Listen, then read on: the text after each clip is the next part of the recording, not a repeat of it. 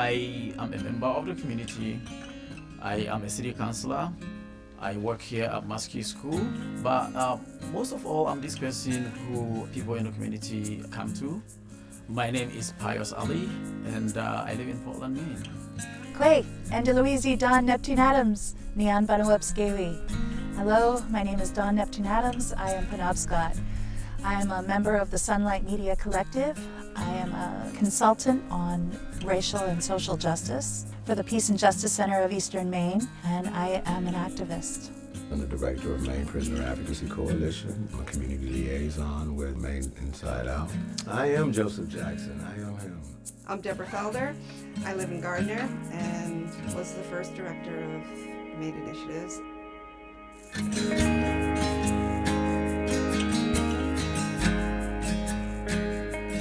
I think the most important thing that we did was the relationships. Everything was about relationships. Going out and taking our grantees to house parties and telling their story, meeting donors, just building this group of people. With relationships comes certain responsibilities. We have relationships with our family, with our communities, that includes not only two-legged, four-legged, plants, fish, the rivers, the mountains, the land, the lakes, the streams, everything. Community is very important. Part of this work and part of the role of any type of reform effort is to get folks in your community to understand what's happening.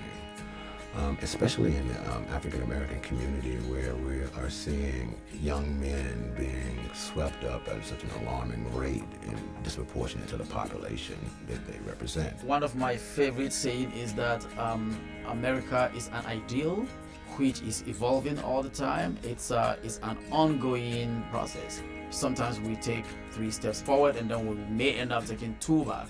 But that is America. It doesn't matter where you are from, it doesn't matter who you are part of the process. When we see ourselves as part of the whole, that is when change happens.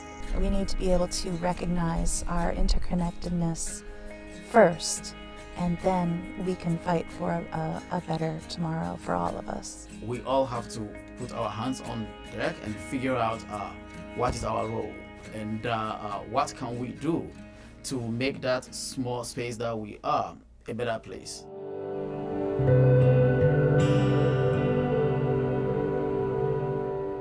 I think the first step in tackling racial justice is to amplify the voices of the marginalized people and communities. I think that justice is about healing, and it should always be about healing. And so if a harm is committed, can we heal those harms? What we have created, though, is not that system. What we have created is a system that is based on retribution and punishment. I don't know whether justice drives rights or rights drive justice. I haven't quite figured that out. I think they work together. Who has a seat at the table? Who doesn't? Who has power? Who doesn't? Who's being persecuted? Who isn't? And how do you establish rights so that those things don't happen? There are times that I will have to do the teaching.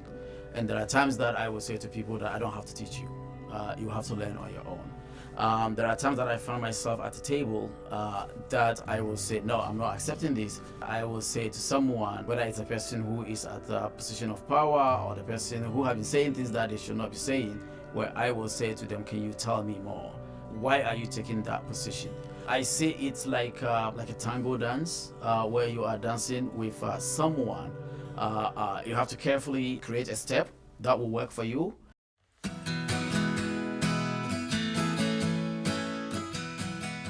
The Wabanaki people have had this sovereignty all along. The problem is that that sovereignty has not been recognized and respected. What we're fighting for is not sovereignty. It is the recognition and respect for that sovereignty. A lot of it is about economics. It's about social inequality. It's about racial inequality. It's about where I come from. All of these different, barriers and divisions and create separation between folks. And I think the objective of all communities should be to bring people together. I see myself as someone who has been given this huge opportunity. I've been given a platform. I have been able to build relationship with people in the community who are advocates and learn from them. But I found myself at the intersection of being an immigrant, being a Muslim, and being a black person, and being in this community that is overly white, and a system that is overly racist, overly structured in terms of power. And I found myself being able to fluidly swim through this system. Even if I'm not a holder of that power, I always try to make sure, whose voice am I carrying? Am I saying this just for me? Or am I saying this for other people that I know, who I live next door to, who cannot say that for themselves? That is how I see my leadership. You'll be surprised at the number of people who just really loved Maine Initiatives. The generosity that people had, they felt that they owned this foundation. Philanthropy isn't about just talking. It's really about getting the money out the door into the hands of the people who are going to make the change we want to see happen. And I think the groups we funded were amazing. When you work with young people, I don't know, you get to see them grow. When you reach a person at one place in their life and then you watch them reach another stage right before your eyes, that's great joy in that. Everything is about relationship. And if it's not that, then you're wasting your time. It's not easy, and you just don't know what's going to happen in the future, so you have to keep plugging at it and doing the work, but you also have to, just really hug each other and enjoy the fact that we're all here on this planet at the same time.